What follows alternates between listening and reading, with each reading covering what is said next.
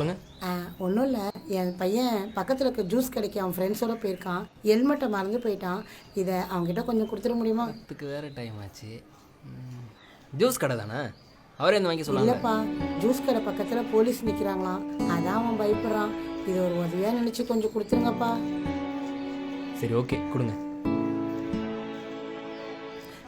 தம்பி, போலீஸ் இருக்காங்க, நீங்கள் ஹெல்மெட்டை போட்டே போங்க, உங்களையும் பிடிச்சிட்டு போகிறாங்க.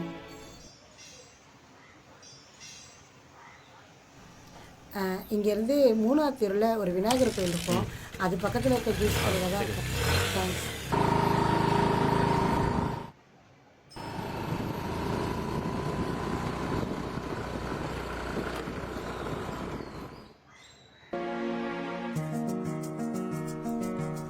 யாருமே இல்லை, இந்த ஏரியா தான் சொன்னாங்க.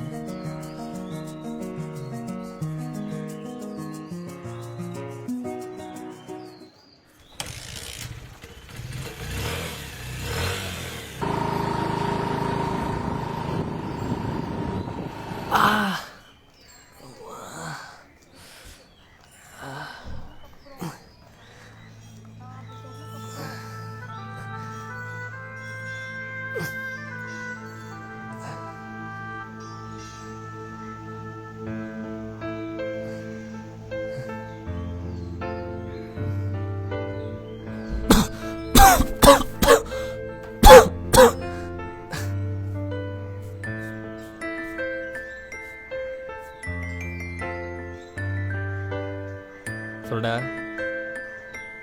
இல்லைடா, வர வழியில் கீழே விழுந்தேன்.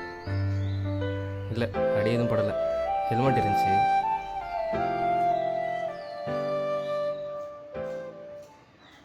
அந்த விநாயகர் கோயில் பக்கத்தில் இருக்க ஜூஸ் கடையில் தான் இருப்பான், கொடுத்துருக்கா. சரிம்மா. தம்பி, அங்கே போலீஸ் நிற்கிறாங்களே, ஹெல்மெட்டை போட்டு போப்பா.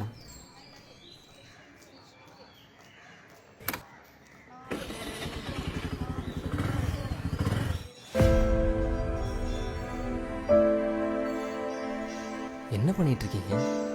அந்த ஜூஸ் கடையில் என் பையன் நிற்பான், அவன்கிட்ட போய் ஹெல்மெட்டை கொடுத்துன்னு என்கிட்ட சொன்னீங்க. அங்கே போய் பார்த்தா யாருமே இல்லை. இன்றைக்கி இவங்ககிட்ட இதே சொல்லி அனுப்புகிறீங்க. எதுக்கு இதெல்லாம் பண்ணுறீங்க? இல்லைப்பா, 6 மாதத்துக்கு முன்னாடி என் பையன் ஜூஸ் குடிச்சிட்டு வரேன்னு சொல்லி அவன் ஃப்ரெண்ட்ஸோட கடைக்கு போனான்.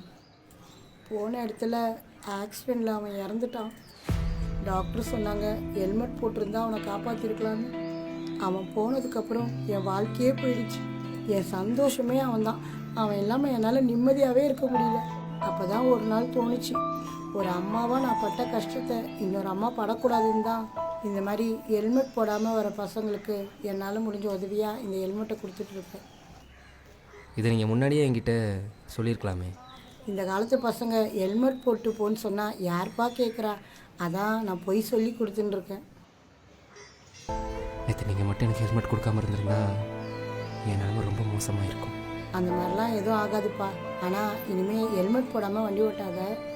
ஏன்னா அப்பா அம்மாங்களுக்கு அவங்க பசங்க இல்லாமல் வாழ்கிற வாழ்க்கை நரகம்ப்பா. அது என்னன்னு உணர்ந்து தான் நான் சொல்கிறேன். கண்டிப்பாம்மா, இனிமேல் ஹெல்மெட் போடாமல் வண்டி ஓட்ட மாட்டேன். அதே மாதிரி ஸ்பீடாகவும் ஓட்டாத. ஸ்பீடாகவும் ஓட்ட மாட்டேன். சரிம்மா, நான் போயிட்டு வரேன்.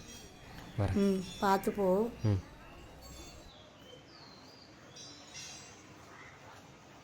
இந்த வீடியோ பார்த்துட்டு இருக்க நீங்களும் வண்டி ஓட்டும் போது ஹெல்மெட் போடுங்க.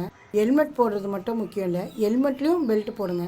அதேமாரி கார் ஓட்டும் போதும் சீட் பெல்ட் போட்டு ஓட்டுங்க.